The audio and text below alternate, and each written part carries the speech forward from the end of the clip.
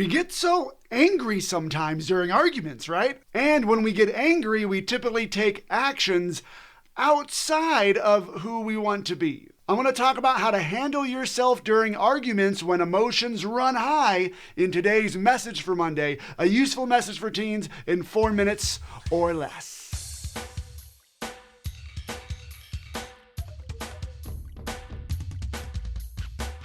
Though we may try to avoid it, sometimes we just get really angry during arguments. And that usually ends up being more bad for us than good. Because when we're really angry or frustrated, we tend to take actions that we regret later. And it usually doesn't lead to the result that we actually want. So the next time you're in an argument and you get really mad and you're about to do something that might get you slapped, I want you to slap yourself.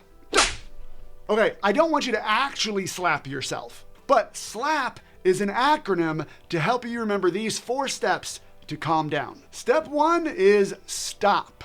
Whatever you are about to say or about to throw, stop yourself. Call on all your self-restraint muscles to stop you from doing it. Everybody can do this. I've talked to some teens who take some weird pride in being someone who just can't control themselves in those situations. Oh, I just fly off the handle, broski, and I black out and totally lose control.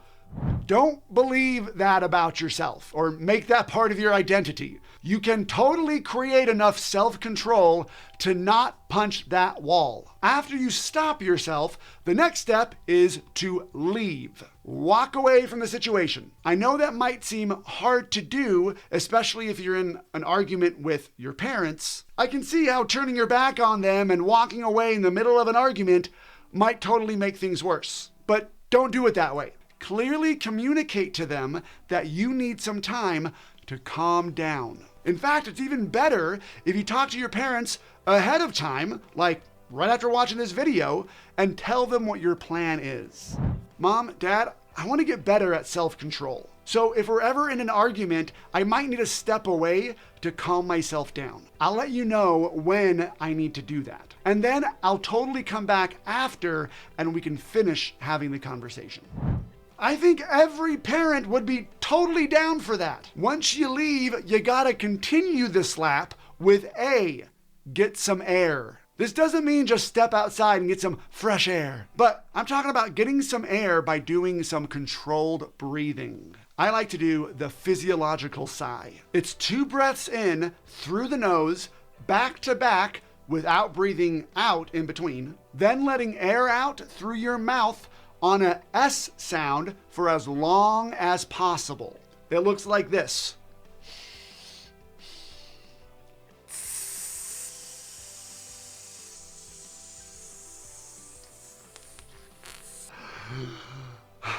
That usually helps me calm down right away. Do it 2 or 3 times if you need to. After you get some air, you're ready for the last part of SLAP, which is get a new perspective. Because the way you were thinking about things was making you super angry or frustrated. But good news, the way you were thinking about things isn't the only way to think about things. A hero is someone who can rewrite the stories in their head to best benefit them. Oftentimes during a fight, we are subconsciously holding on to the story, "This is the most important thing ever!"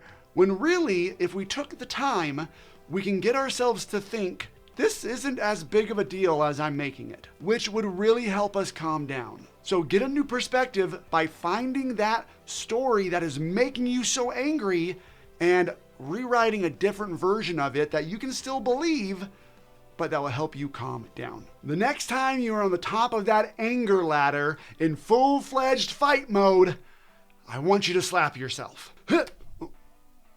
Metaphorically.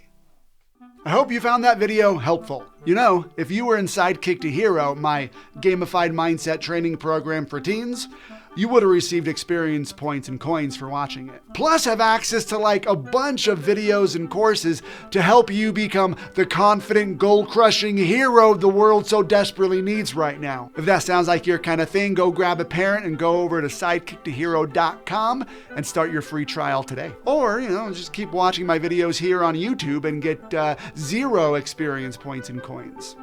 It's up to you, really.